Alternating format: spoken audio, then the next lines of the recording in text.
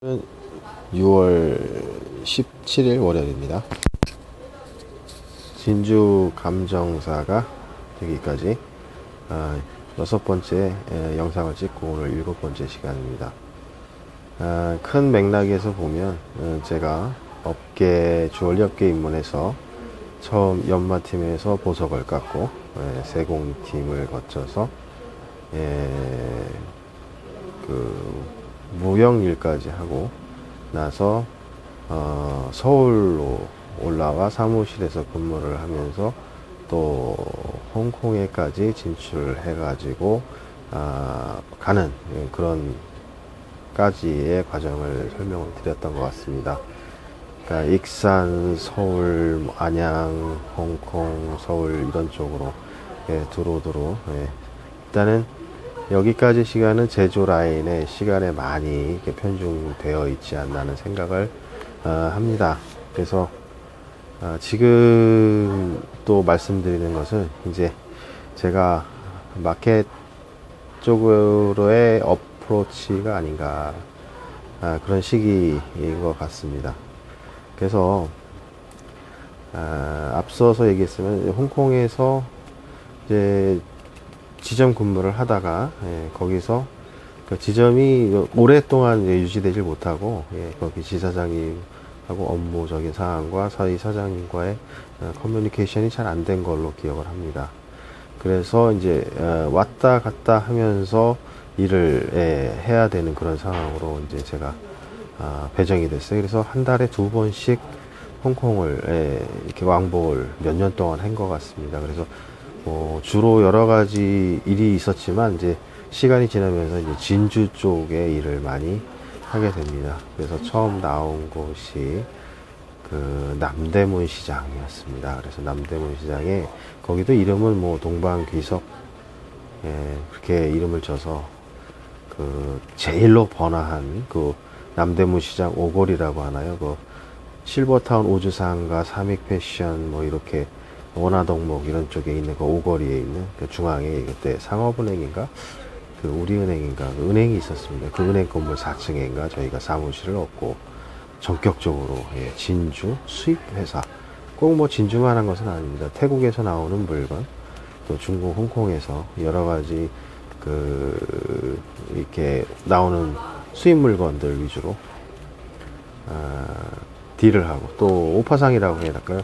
또 어떤 공급 요구에 의해서 인콰이어리가 오면 그것을 찾아다도 주는 그런 회사의 영업부장으로 일을 하게 됩니다. 그래서 생전 어떤 제 계획이 없던 남대문 시장에 매일 출근을 하는 그런 업무를 시작합니다. 그래서 거기 아까도 말씀드렸죠. 삼익 패션타운, 우주상가, 저쪽은 남정, 도깨비상가, 대도, 여러 가지 굵직굵직한 그 상가 이름이 있었는데 당시에 다녀보니까 제가 놀랬던 것은 너무 협소하고 사람은 버글버글 너무 많은데 과연 이런 데서 무슨 도매가 되고 할까 하는 생각을 했는데 근무를 하고 이제 제가 영업을 하면서 깜짝 놀란 일이 여러 번 있었습니다.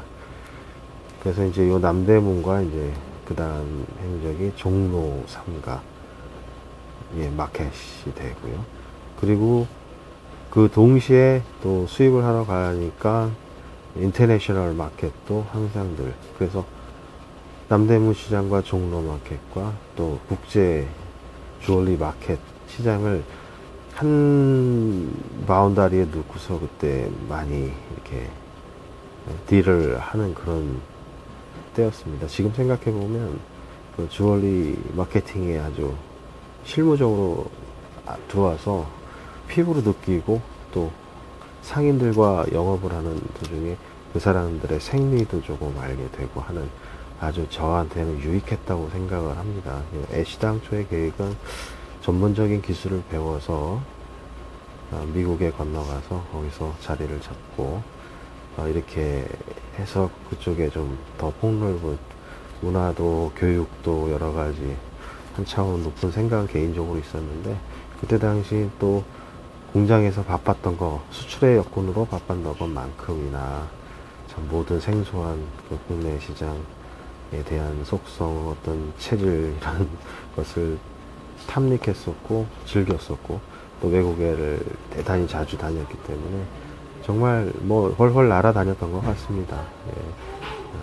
때마쳐 거기 연애도 그때 당시에 했었던 것 같고 지금 생각해 보면 단지 하나 내가 실전에서 이렇게 익히는 건 좋은데 좀 이런 쪽으로 정립된 교육을 좀 받아야겠다라는 생각을 항상 늘 하고 있었죠. 그래서 학원도 다닐 생각도 있었고, 뭐, 물론 익산에서도 그런 기회가 없었던 건 아닙니다. 교육이 거의 없었는데, 이제 가끔, 특강이라고 할까, 이렇게 학원 같은 경우가 왔었던 거.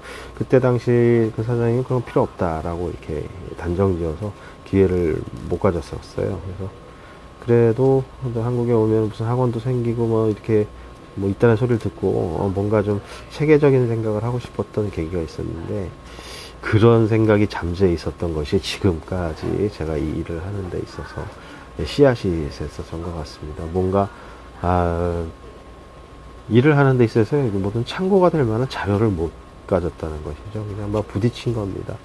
그 내수 시장에 그 대리가 있고 과장이 있었는데 그분들이 일시에 다 이렇게 그만두고 다 독립을 하는 바람에 제가 이렇게 갑자기 그쪽에 파트의 영업 부장을 맡으면서 이어가는 그런 현상이었는데 갖고 있던 어떤 그 기존의 제 어떤 내공이 전혀 없었던 겁니다. 그래서 전문적인 그 짧은 시간에 몇 년 사이에 익힌 그런 업계 지식 정보 정도 그랬는데 이제 외국에서 이제 그 외국의 그 원석 시장 내지는 국제 시장을 본 경험과 국내 시장에서는 아무것도 아는 게 없었고 스킬도 없었고 많이 답답했지만 일단 기존 거래처들이 그렇기 때문에 열심히 인사하고 다니고 되게 허름하고 조그매 보였지만 이렇게 동거래가 작지 않아서 나름 엄청 희한해 했었어요. 특히 그 남대문의 도깨비 상가라는 곳은 불과 한 1m, 2m 그 사이에 조그마한 곳에서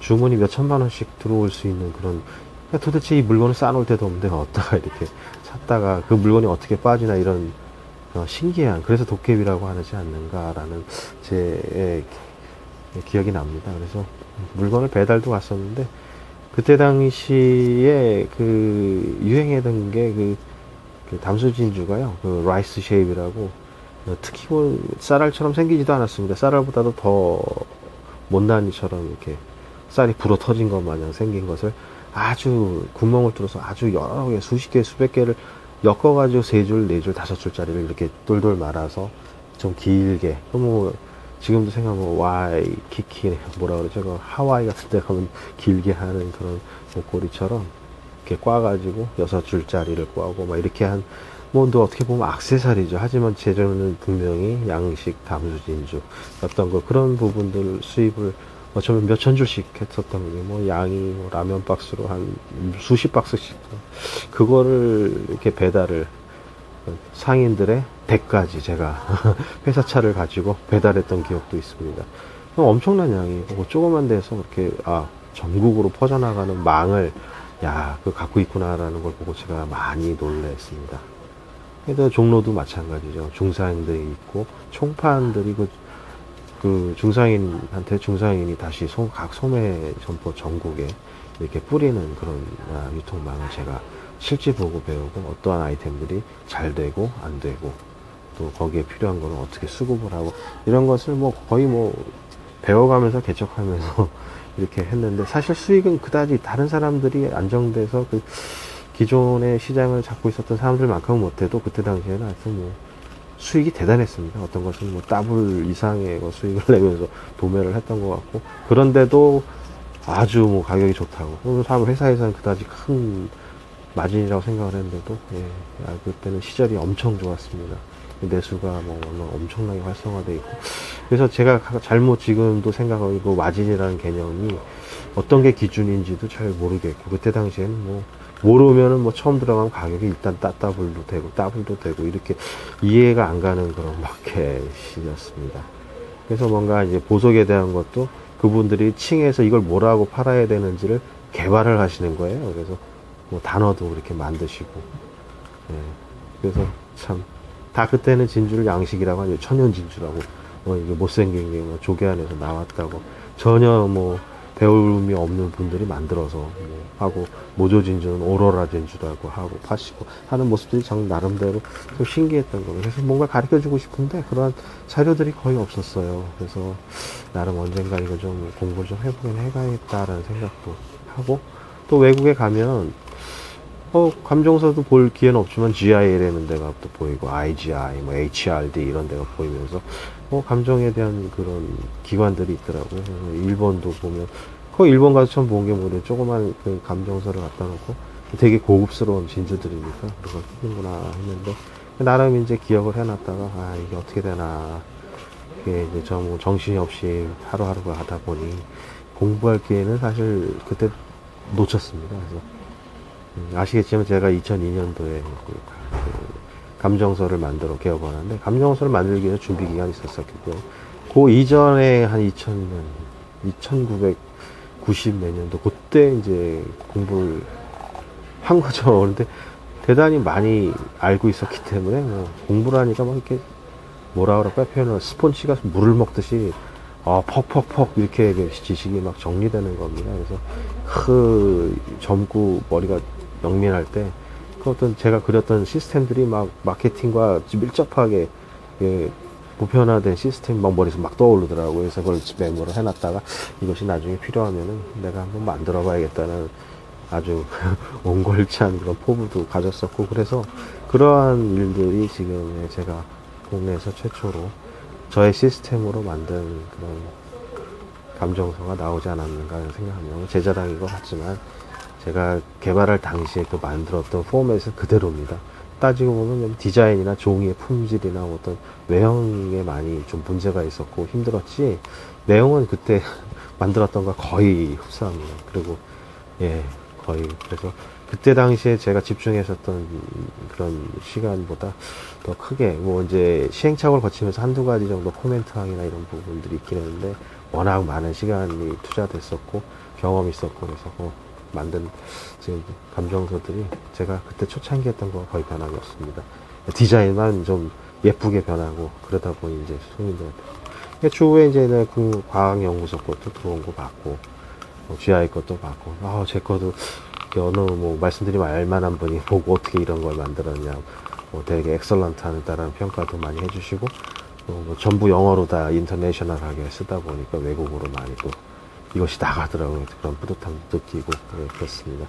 이제 약간 좀 앞서서 가긴 했는데, 제가 지금 이제 남대문에서 느낀 점, 액세서리를 대표하는 전 세계 수출을 엄청나게 하는 그런 액세서리 시장에 들어가서 그 이미테이션 주얼리, 거기에 어떤 노하우들, 거기에 또 진주가 이렇게 세팅되거나 완제품으로 들어가서 이렇게 유통되는 과정. 브라스 제품도 있고요. 또 우리나라는 좀 유명한 게 이거 있습니다. 도금이었습니다. 도금색을 참 잘 내는. 대부분 부천, 인천 쪽의 공장들이 하루에 한 번씩 남동네 나와서 걷어다가 도금해서 이렇게 갖다 주고 하는 시스템이 잘 돼 있더라고요. 지금도 마찬가지일 겁니다. 우리나라 도금이 아주 기술, 물론 이제 다른 기술도 울등하지만은, 그런 것 때문에 외국의 액세서리 시장을 장악하고 거의 평정하다시피 잘 나가지 않는가. 반면에 이제 수출 시장은 익산이 상당히 강했었는데, 이제 중국으로 많이 그때 당시 이전을 하기 시작했고, 종로에 보니까 수출 시장은 별로 없더라고요. 거의 내수 시장에, 예물 시장에 이렇게 의지를 하고 있었고, 천천히 이제 퀄리티가 높아짐에 따라서 초창기 담수를 많이 했는데, 담수하고 이제 일본 진주나 이제 남양 진주 쪽도 이제 서서히 저희가 진입을 하게 됩니다.